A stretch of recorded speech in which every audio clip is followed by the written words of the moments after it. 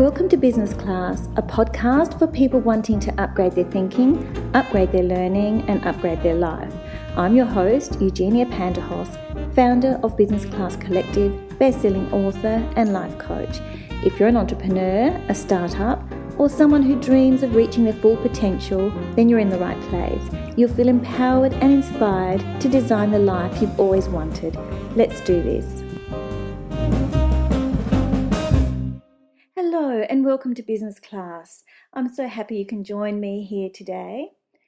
This week we're talking about how we identify, so our sense of identity.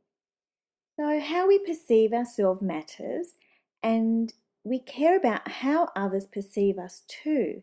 We move through the different stages in our life, from a baby to a preschooler to a student, teenager and adult. We might identify as a musician, a sportsperson, as creative or academic. We may be viewed as a troublemaker or spirited, lively, reserved or shy, an extrovert or an introvert, and perhaps an ambivert, someone who teeters between both personality types. We might be at university, a graduate, a daughter, son, wife, husband or partner, fabulously single, miserably alone, or an employee, a boss, or a business owner, employed, unemployed, a migrant, married or a widow, a parent or a grandparent, an auntie or a great aunt, separated or divorced. The list goes on.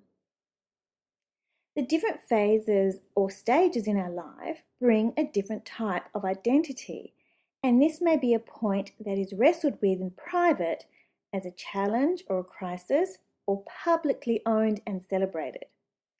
Developmental psychologist Erik Erikson believes that an identity crisis is a developmental event that involves a person questioning their sense of self or place in the world, and that the formation of identity was one of the most important conflicts that people can face. Identity can be tied to colour, ethnicity, gender, sexuality, culture, religion, professional identity, ability, nationality, and socioeconomic status. Our identity is evident in our birth certificate, driver's license, passport, and more recently, the paperwork required to prove immunisation for COVID. I remember travelling during the time of the pandemic and filling out paperwork in order to travel freely between states. When I returned to my home airport, it was almost unrecognisable. What I saw before me was reminiscent of a scene from a foreign wartime movie, with rows of police standing sternly, directing passengers to attendants behind desks where travellers were required to A. prove they were immunised, and B. have the necessary paperwork to return to their home city. It really was quite unsettling, to say the least. Thankfully for now, these rules have abated, but quite remarkably, having experienced this also made me think about my own identity and how that might be tracked right there in front of me and not in some distant and anonymous building. I'm someone who has identified as a professional who embraces her feminine manner, and I take pride in my presentation. I'm a go-getter, a creative, with an attitude that anything is possible. I'm loyal, caring, and share my knowledge and experiences to help others reach their potential. I see the glass way more than half full, and sometimes it's spilling over. No half glass full over here, thank you very much. I see opportunities and embrace them with both hands. I identify as a child of migrant parents, as a woman of Greek background, as a bilingual person with a new Australian outlook and work ethic and a passion for life. Although I've identified with much of what has been mentioned so far, now I also identify as a divorced woman while being the mother to 3 amazing adult daughters. I'm someone who is living life on her terms, and I'm unafraid to do so. COVID actually gave me reprise. It gave me space to process the change in my marital status when my identity of being a wife for so many years came to an end.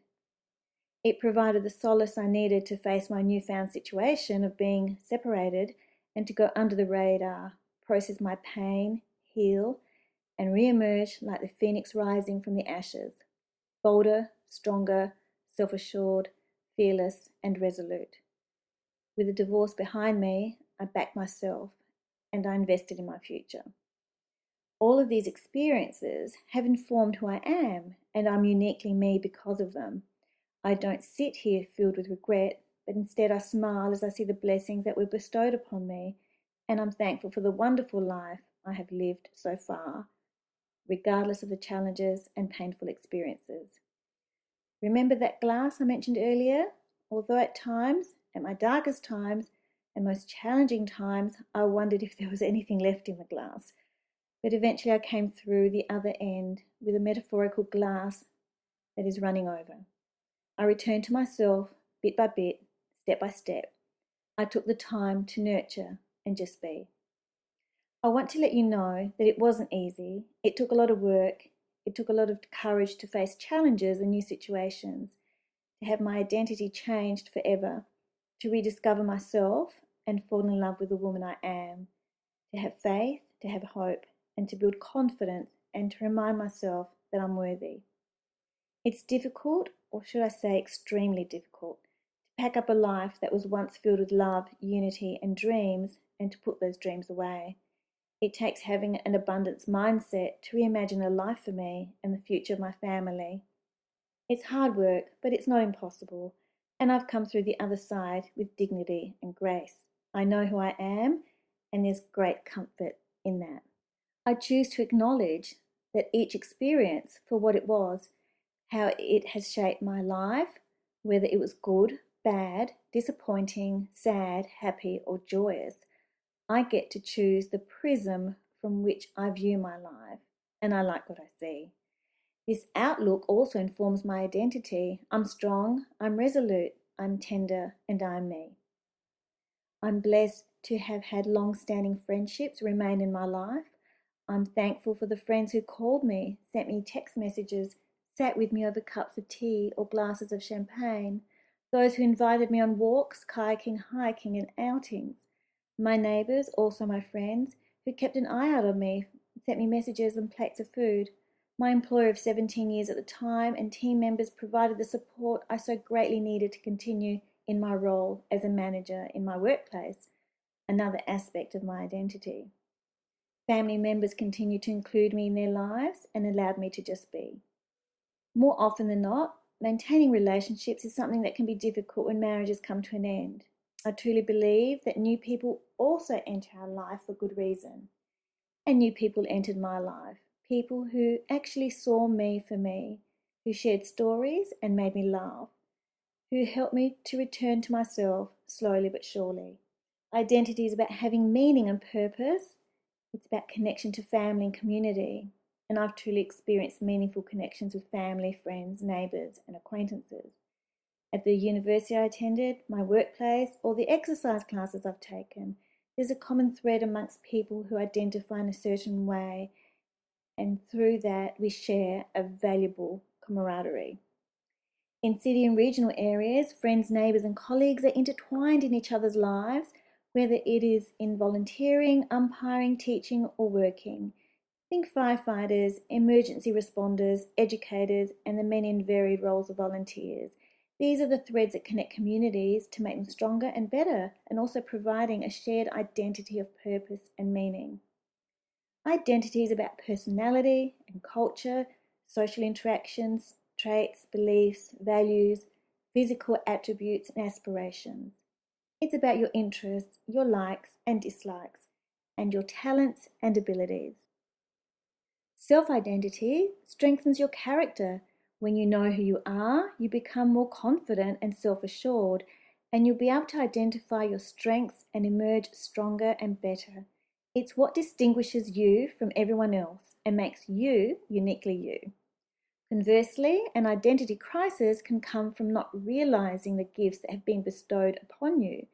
It can come from second-guessing your place in the world, and it can come from a scarcity mentality or a poorness of spirit that only focuses on lack and not abundance. The antidote to this is to sit in gratitude, to be thankful, to listen more and talk less, to be present and focused, to intimately know who you are and to embrace the gift that is uniquely you. How does an identity crisis happen? Well, it tends to happen when we experience moments of great change. It could be at the beginning of a new relationship as you try to navigate the waters of who you are in the relationship. It can happen when you have a child or lose your job, move house or lose a loved one, or learning about a health condition, experiencing a traumatic event, or when a marriage ends. Basically, it can happen at any time in your life when there is confusion and uncertainty. There are strategies to help cope with an identity crisis, and it starts with the following. 1. Begin by acknowledging and accepting your feelings. Try to understand what you're feeling. Reassure yourself that it's okay to feel the way that you do. Imagine if a friend came to you explaining how they felt. Extend the same divinely and beautiful grace to yourself. Explore your interests. Think about what you're passionate about. What lights you up? Weed out things and interests that no longer serve you so that you can make way for those things that matter, those things that ignite your soul, those things that make you smile and know that life will be better because of it. 3, set goals. Think about what your short-term and long-term goals are. What would you like to accomplish? Imagine how you would feel when you achieve that goal. Sit with that feeling and let it wash over you.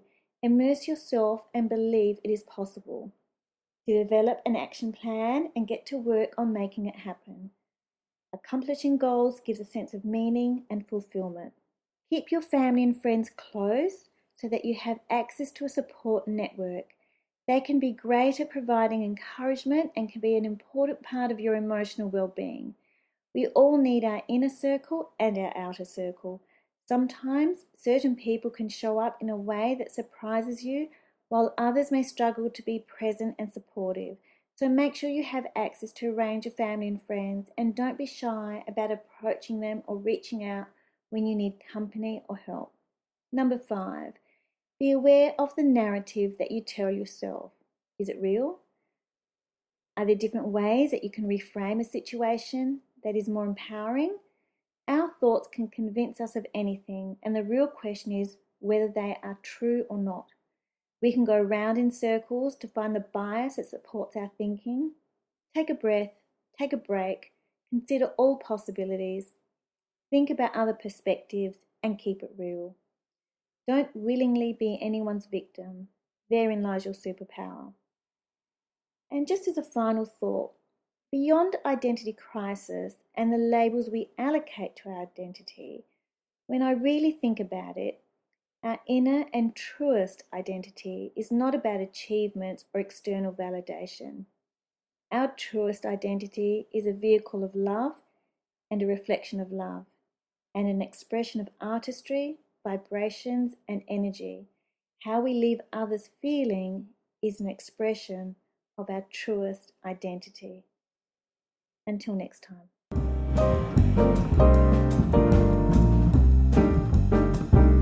You've been listening to Business Class presented by Eugenia Panterhoff, founder of Business Class Collective. If you haven't yet, go to Apple Podcast, subscribe, rate and review this podcast. Share the love and let your family and friends know too. You can follow Business Class Collective on Instagram and Facebook. Join me next time.